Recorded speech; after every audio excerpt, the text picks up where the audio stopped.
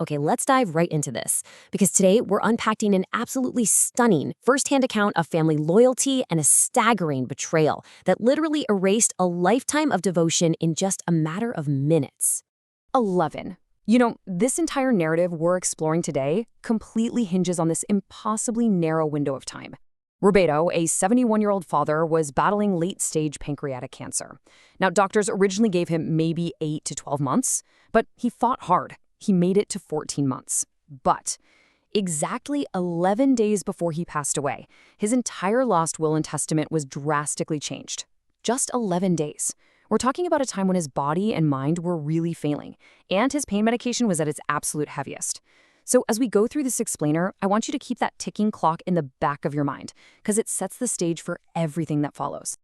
And that last-minute change left Roberto's daughter, Elena, with exactly 0. Nothing. That is what she found out at the will reading. Just think about that for a second, right? After 23 years of being his loving daughter, her name wasn't just, reduced or adjusted in the paperwork. It was completely gone. Over the 14 grueling months of his illness, Elena was an absolute constant presence. She was there for every single hospital trip, every phone call, and every agonizing conversation with doctors, throwing around heavy words like aggressive and timeline. And yet, this final document, signed in those last 11 days, left her with absolutely nothing. To really grasp the gravity of this, the source paints this incredibly chilling scene at the lawyer's office during the actual reading of the will.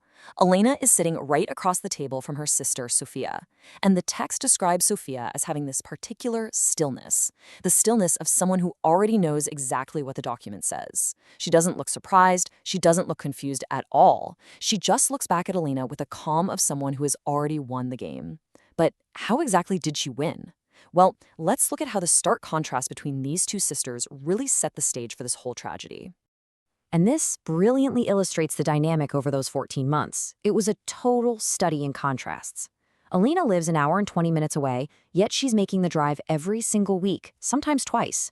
She's keeping traditions alive, literally standing in the kitchen making her grandmother's tamales, just trying to maintain the quiet, happy life her father loves so much.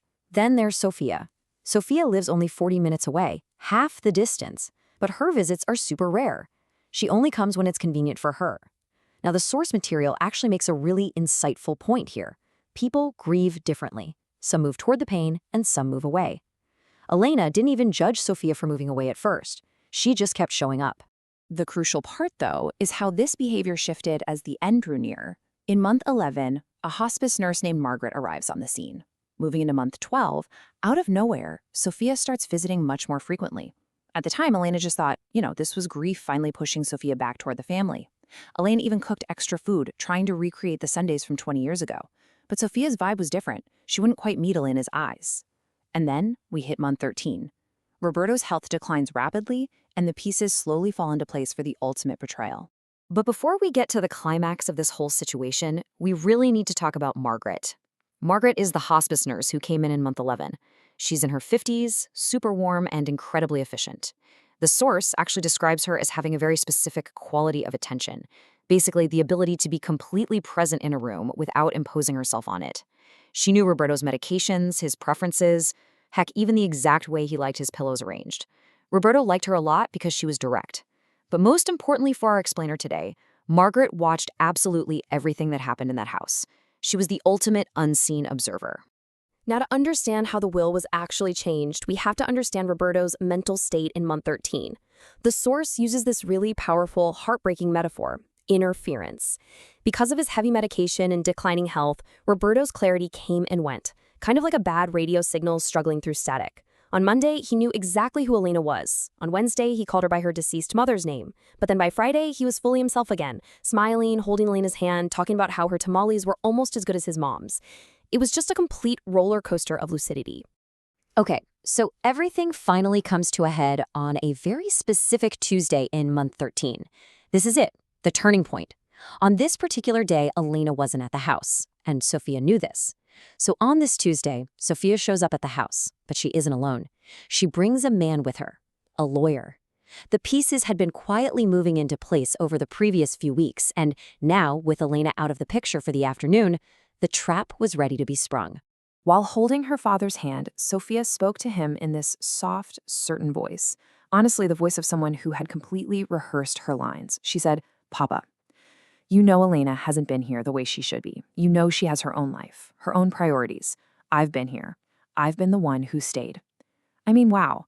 This is textbook manipulation. On a day when Roberto's interference was particularly bad, when his mental signal was failing, Sophia completely rewrote the reality of the last 14 months, basically whispering poison into a confused, dying man's ear.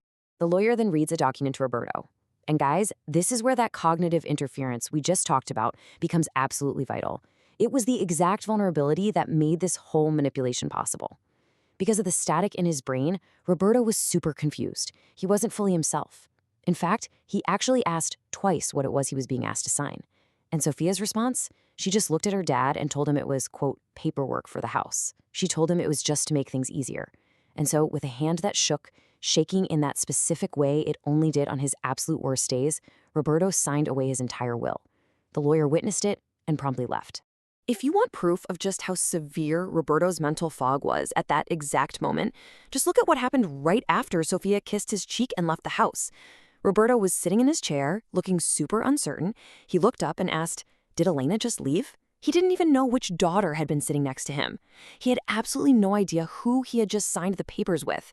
By the time he looked at his shaking hand and asked, "What did I sign?" the paperwork was already gone.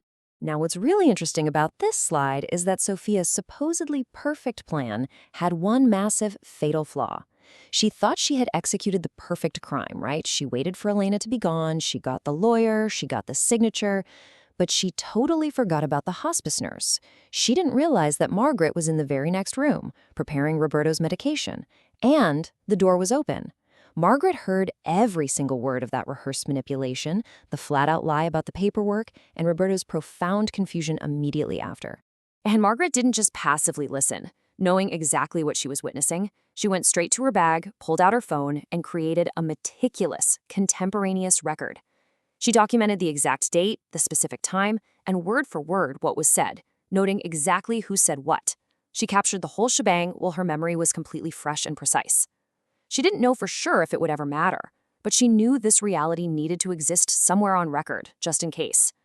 What we can really take away from this explainer is the absolutely crucial importance of meticulous documentation in elder care. Seriously, it can literally be the only shield against this kind of exploitation. So, flash forward back to that will reading. Sophia sat there with the stillness of someone who thought they had already won, completely unaware of the nurse's secret notes. Nobody knew about them yet. So, it leaves us with this huge question. Will Margaret's hidden, meticulous documentation actually be enough to cut through all the legal red tape? Can a nurse's cell phone notes overturn an 11th hour injustice and restore a devoted daughter's rightful legacy? Or will the signature of a confused, dying man be the final word? It's a profound question about justice, memory, and the unseen heroes who stand watch at the very end of life. Thanks for joining me on this explainer today, and keep questioning what happens in the shadows. Welcome to this explainer. Today, we're diving into a pretty wild, true story of a family betrayal, and we're going to unpack the exact legal mechanics used to expose it. We're looking at a scenario that is unfortunately a classic: a vulnerable parent, a sudden, shocking change to a will, and a massive inheritance suddenly on the line. But, what makes this specific story so absolutely fascinating isn't just the deception itself. It's the meticulous, almost surgical way that deception was completely dismantled. If you've ever wondered how the legal system actually separates truth from manipulation, especially when a person's memory is fading, you are definitely in the right place. Let's get right into it. Picture this. We start right at the kitchen table on what seems like a totally ordinary Thursday. A father who has been battling illness and severe cognitive decline is having a good day. It's one of his rare, clear days. He's sitting there with his daughter, Elena, and they're just sharing memories. But right before she leaves, he holds her hand and confesses something genuinely terrifying. He says, "I signed something this week. I don't remember what it was." He tells Elena that her sister, Sophia, had come by earlier in the week, on a Tuesday, with some guy he didn't even know, and had him sign documents she claimed were just for the house. Well, this single moment of clarity triggers a massive, silent alarm for Elena. So Elena obviously starts digging into what was actually signed that Tuesday. And what she uncovers is a staggering change to her father's legacy.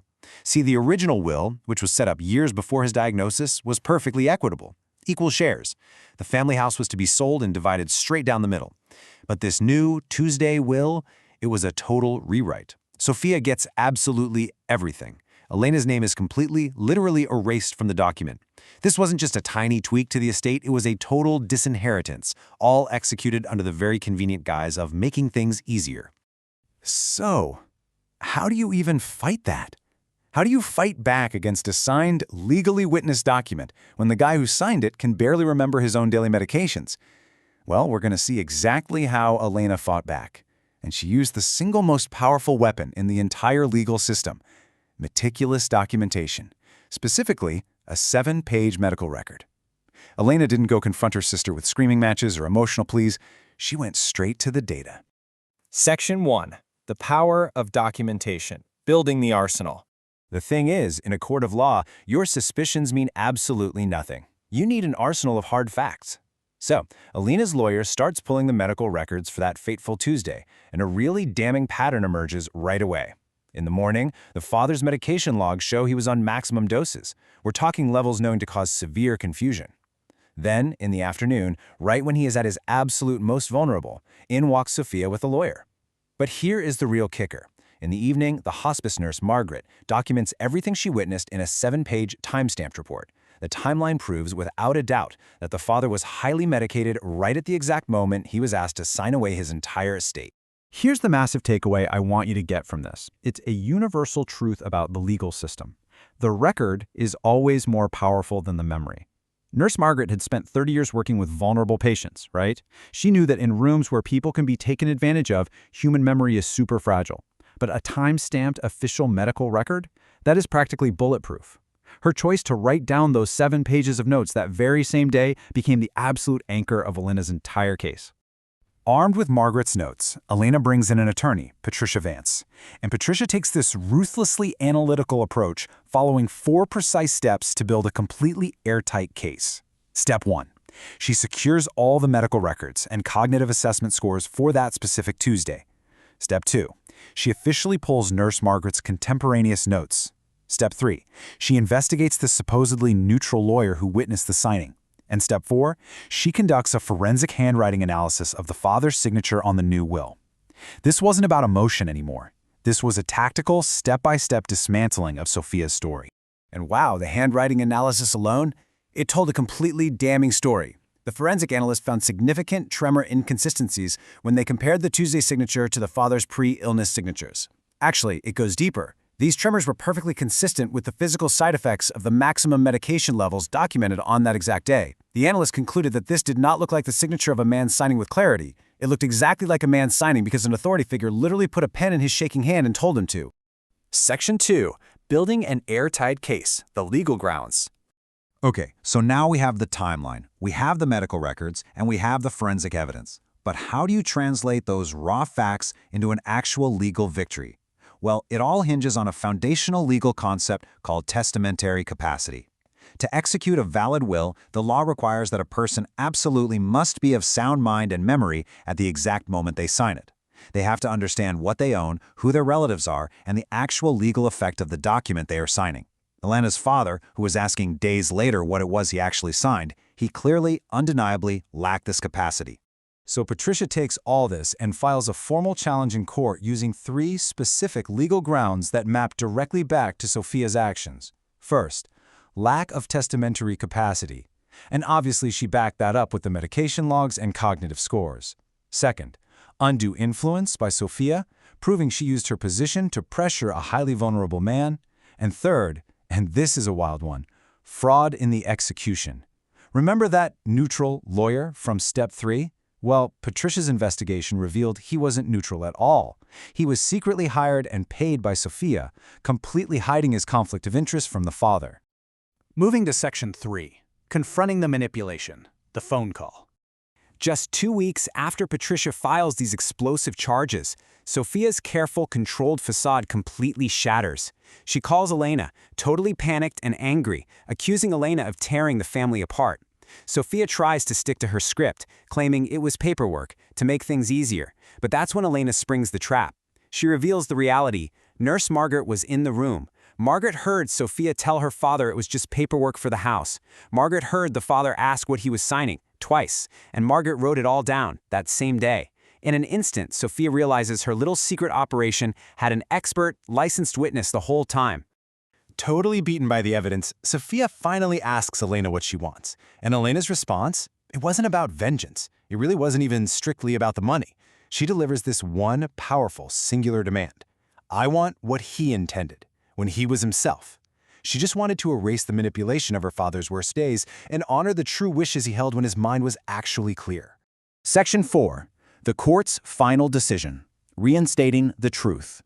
So, with Sophia's narrative destroyed and this overwhelming mountain of documented evidence submitted, the legal mechanics took over.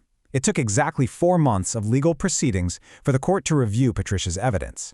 And let me tell you, in the notoriously slow-moving world of estate law, 4 months is lightning fast. It really proves just how airtight and undeniable the combination of time-stamped medical notes, medication logs, and handwriting analysis truly is when you present it all together.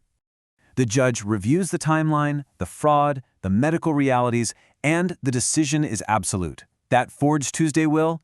Invalidated and completely thrown out due to lack of capacity and fraud. And the original will? Reinstated. The estate was returned to equal shares, split right down the middle, exactly as the father had originally intended before his illness was exploited. As we wrap up this explainer, I really want you to ask yourself, if your memory, or the memory of a vulnerable loved one was challenged tomorrow, would the record protect you?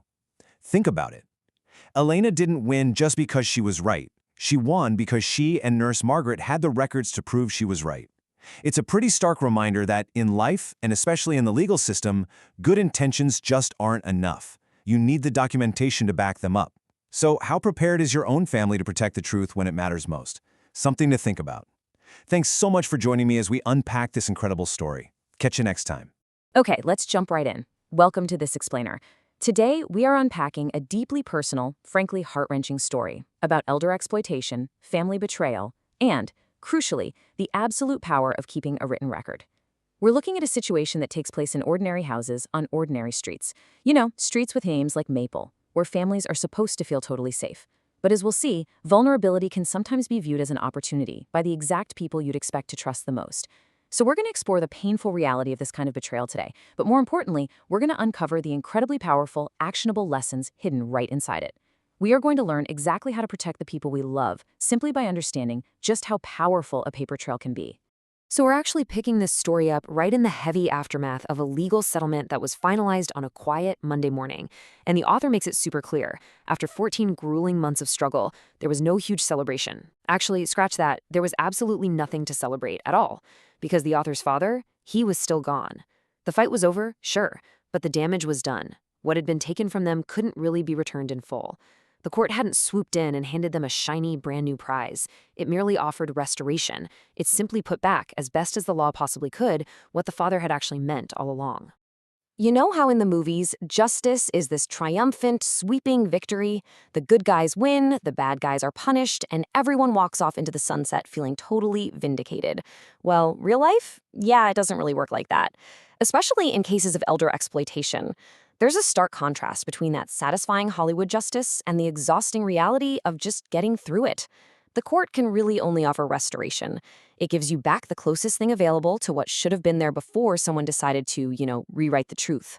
It's a pretty sobering realization that surviving a legal battle like this isn't really about winning. It's just about surviving and restoring some dignity. And honestly, it is wild how fast a whole legacy can just be hijacked. Think about this timeline. We've got the heavy toll of 14 months of non-stop legal battling, but that entire massive fight, it was over just 11 days. Just the final 11 days of a vulnerable man's real wishes that were quietly taken from him.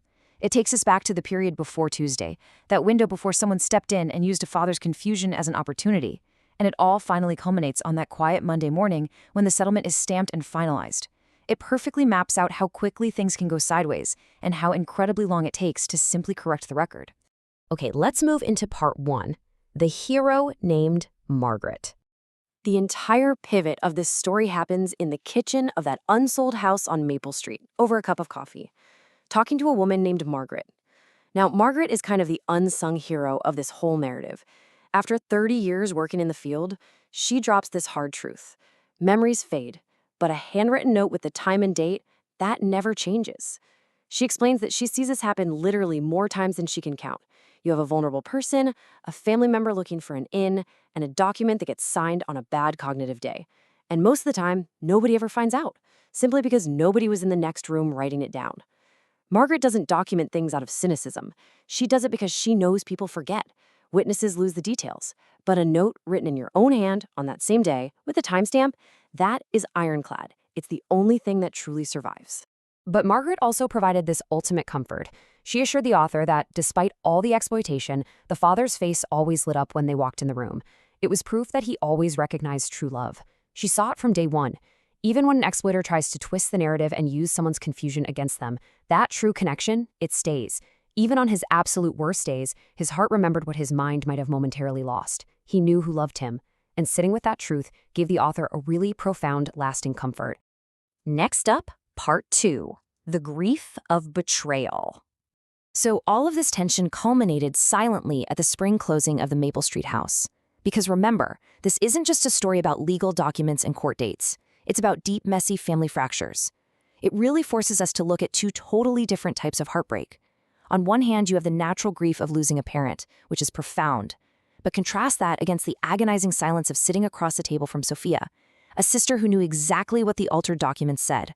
At the house closing, they sat on opposite sides of the exact same table where the disputed will had been read. Total silence. Losing a dad is an expected, natural ache. But losing a sister, a sibling who was there all along, who knew the truth of what your dad wanted and chose betrayal anyway, man, that is an entirely separate, devastating kind of grief. Which brings us to Part 3, Protecting Vulnerable Loved Ones. We've seen the emotional wreckage this causes, right? But our ultimate goal today is to make sure you are equipped to prevent it from happening to you. We need to pivot from the story to the strategy. If your loved one possesses any of these common assets, your family is at risk, plain and simple. Exploiters literally bank on nobody noticing. We're talking about savings, property, a will, basically anything that someone might consider worth taking. And listen, these devastating events don't just happen in wealthy, high-profile billionaire dynasties. They happen in everyday families, to ordinary people, in houses on streets with names like Maple. They happen because the perpetrators assume you aren't paying close attention to these vulnerable assets. So to prevent a crisis, you've got to lock in your family's wishes early. Here is the game plan. Step 1. Talk to your aging parents while they are still well. Do not wait for a medical decline to have the conversation. Step 2. Ask them directly, what are your true wishes? And step 3, definitively decide together who should be a part of those critical decisions moving forward. By setting up this foundation early, you completely remove the gray area that bad actors rely on to exploit confusion. Now, you absolutely need to burn these specific red flags into your memory, because these insidious little changes happen right under our noses when nobody's in the next room taking notes. First, if a lawyer is brought in, but their bill is being paid by a specific family member who stands to gain, massive red flag. Next, if a critical legal document is being pushed to be signed on a day when your loved one is clearly having a bad cognitive day, absolutely not, another red flag. And perhaps the most common one of all, the sudden hovering presence of someone who had historically been totally absent from caregiving. Know these signs. Recognizing them is your absolute first line of defense. Let's take a second here. If you have faithfully shown up for every Sunday dinner, every doctor's appointment, only to be forced into an exhausting fight for your loved one's dignity, drop a fire emoji in the comments below. Because this isn't just one family story, this is a universal experience for so many caregivers out there. If you've ever sat at a table and read a legal document that you knew in your bones was a total lie, if you've had to fight for what was right at the exact moment when you had literally zero energy left to give, this speaks directly to you. It takes immense, incredible strength to defend a loved one's true legacy. And finally, Part 4, keep showing up. Ultimately, when the dust settles, what remains isn't the legal paperwork. It's the reality of your presence and your dedication. The true legacy left behind here wasn't a court document. It was a handwritten tamale recipe from a father who built things. That recipe sits in the kitchen today, written in his careful, deliberate handwriting, made on Sunday afternoons exactly the way he taught them, almost as good as his mother's. It's like this beautiful reminder that the real record of love isn't something a manipulative sibling can ever steal. Even when someone tries to legally rewrite what your relationship meant, keep showing up for the people you love. That true record is always, always there. So I'm going to leave you with this to think about today. Are you prepared to know the law, spot the signs, and be the person in the next room who writes it all down? Everyone deserves a Margaret in their corner, but honestly, we have to become the Margaret for our own families. We've got to be vigilant, document everything, and fiercely protect those who can't protect themselves anymore. So look at your own family dynamics today. Who is your